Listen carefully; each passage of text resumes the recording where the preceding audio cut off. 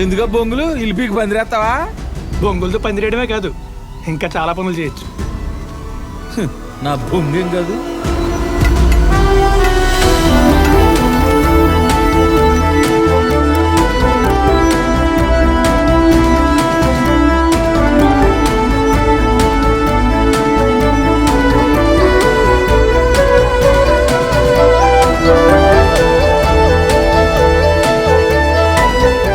ఈ మొక్కలన్నింటికి రోజుకు 4 సార్లు మొదళ్ళ తడిసిలా నీరు పెట్టాలి. వీడికి చదువు లేకపోయినా తెలివితేటలైతే బానే ఉన్నాయి.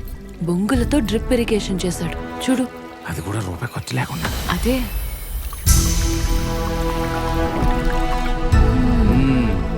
ఏదో చేసాడులే, తలుచుకుంటే మనం చాలా చేయగలం. ఇలాంటి చెయ్యమంతే.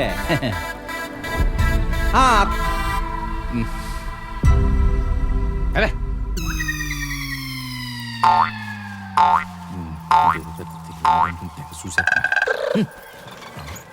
అమ్మో, తోటలో పడిన కొబ్బరి బొండాలు ఇచ్చాను, కొట్టేమంటావా? సరే. ఆపరా, నీకెందుకు రా శ్రమ? నేను ఉన్నాను కదా, వెళ్ళిపో వెళ్ళిపో వెళ్ళిపో. మనం ఇంట్లో చూపించాం.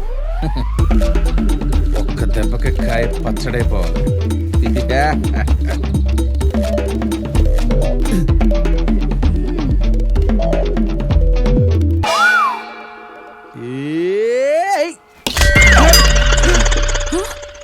కష్టాలు సన్నీళ్ల లాంటివి. 4 చెంబులు పోసుకుంటే 5వ చెంబు నుంచి సుఖంగానే ఉంటుంది. అంతే, మనం అలాగే ఉండాలి. కష్టాలంతే, ముందు 4 కష్టాలు భరించగలిగితే తర్వాత ఆ కష్టం కూడా సుఖంగానే ఉంటుంది. ఎప్పుడు కష్టాలు ఎక్కువ వస్తున్నాయంటే యువతరం ఒకలా ఆలోచించాలి. బాగా వాతావరణం ఒక్కబోతుంది.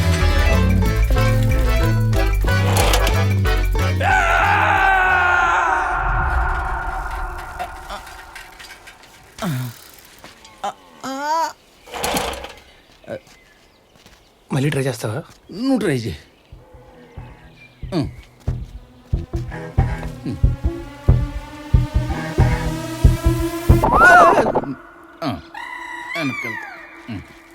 ఇప్పుడు కానీ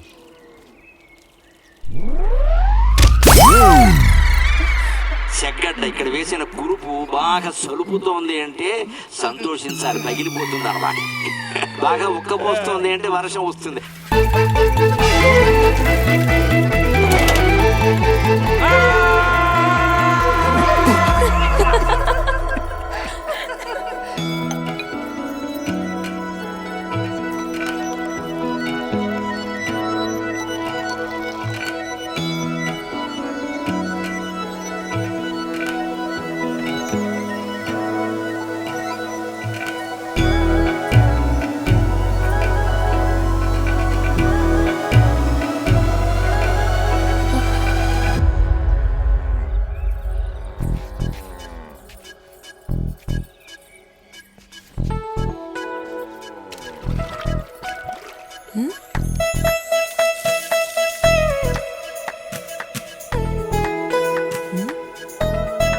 ఏంటిడు వంకరగా చూస్తున్నాడు? ఏం పోయే కాలం వచ్చింది వీడికి?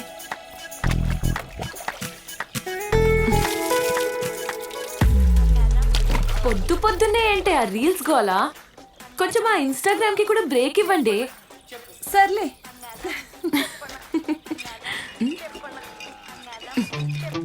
ఏయ్, ఏంటా చూపు? అంటే చాలా రోజులైంది. అయితే నాకు రోజుకొక్కసారి నా అలవాటు. నువ్వేమనుకోకపోతే? అనుకోకపోతే పెద్ద మనసు చేసుకొని నాకు ఇస్తావా? ఏ ఆపు, పిచ్చి పిచ్చిగా ఉందా? ఏం మాట్లాడుతున్నావు? నా సంగతి నీకు తెలీదు. కరాటేలో నేను రెయిన్బో బెల్ట్. బొమ్మనిస్తే బొంబాయిలో పడతావు. ఒక్క కాఫీ అడిగితే ఆస్తులు అడుగుతున్నట్టు ఎందుకంత కోపం? అంటే నువ్వు ఇంతసేపు అడిగింది కాఫీనా? నువ్వేమనుకున్నావు? అయినా నువ్వేంటి ఇంటల్లుళ్ళ టీలు కాఫీలు అడుగుతున్నావు? పనివాడివి పనివాడిలా ఉండు. వద్దులే, ఆ పోస్ట్ కంటే ఈ పోస్టే బెటర్. అయినా కాఫీ నువ్వే ఇవ్వాలేంటి? అడిగితే మంగేవదా? ఏ మంగా? కాఫీ ఏం కర్మ, టిఫిన్ కూడా రెడీయే. అదా, నాలా కాఫీ పెట్టాలంటే ఏ కాఫీ డేలోనో 10-15 ఏళ్ళు పనిచేస్తుండాలి. దానికంత సీన్ లేదు. అయినా నీళ్ళు కాఫీ కలపాలంటూ 10 ఏళ్ళైనా కాఫీ డేలో పనిచేసి ఉండాలి.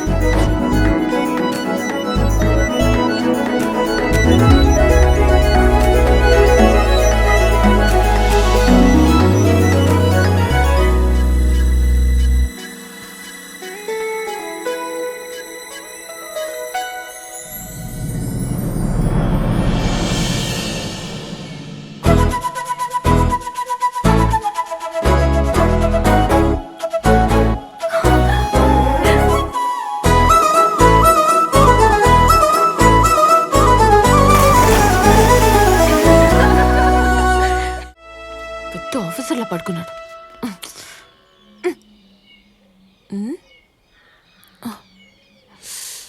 అయ్యో,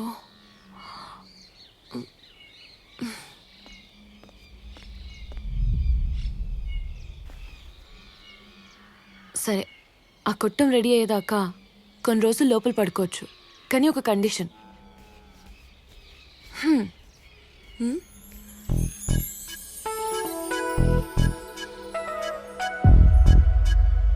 ఇది లక్ష్మణ రేఖ కాదు, రక్షణ రేఖ. నీకు పొర్రపాటున దీన్ని దాటి ఇటువైపు నీ వేలొచ్చినా నీకు నెక్స్ట్ బర్త్డే ఉండదు.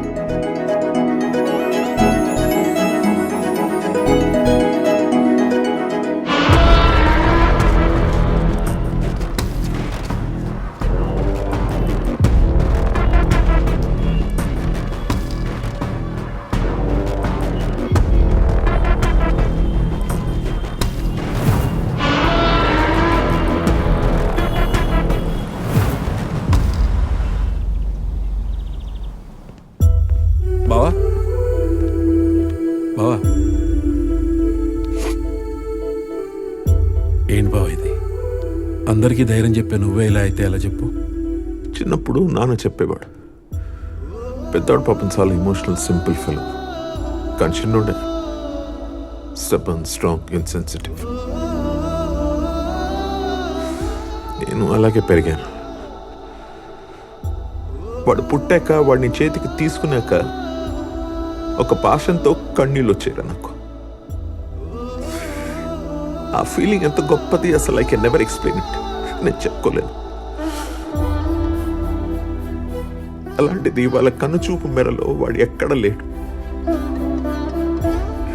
దేవుడిని ఒక్కటే కోరుకుంటున్నాను నేను, జస్ట్ వన్ థింగ్,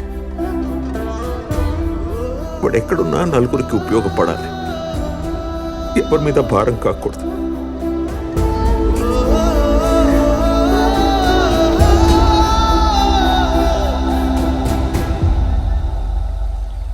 ఇంకొద్దురా ఆపేద్దాం. లోకంలో ఎవరికైనా పూలని చూస్తే ఆనందం కలుగుతుంది, కానీ వాటిని పండించే మనకి మాత్రం పూలని చూస్తుంటే కన్నీళ్ళు వస్తున్నాయి. ఈ ఊర్లో ఆ ఎమ్మెల్యే వాడి కొడుకు ఉన్నంతకాలం మన జీవితాలు బాగుపడవురా. కష్టపడి పండించిన పూలు నేల పాలవుతుంటే గుండె తరుక్కుపోతుందిరా. పట్నంలో అపార్ట్మెంట్ లో వాచ్మెన్ గా ఉందట. అదైతే రోజుకి 2 పూటల కడుపైన నిండుతుందని ఆశరా. పట్నంలో ఉండే కష్టాలు పట్నంలో ఉంటాయి బాబాయ్. ఇక్కడే పుట్టి పెరిగాం, ఇక్కడే ఎలాగోలా బతుకుదాం. ఆ బతుకు పోరాటం మీద వాళ్ళతోనే చేద్దాం బాబాయ్. నువ్వు ఆపరా, ఇక్కడ బతకడానికి ఏమీ లేదు. ఇంకొంతకాలం ఇక్కడే ఉంటే అందరం కలిసికట్టుగా ఈ గోత్రంలో దిగి సావాలి. మన కోసం ఎవరూ రారు, మన బాధలు ఎవరికి పట్టవురా. పువ్వులు పండించే రైతు కళ్ళలో నిప్పులు పోయించకూడదు. వాళ్ళకి రావాల్సిన సెటిల్ చేసి పంపించేది.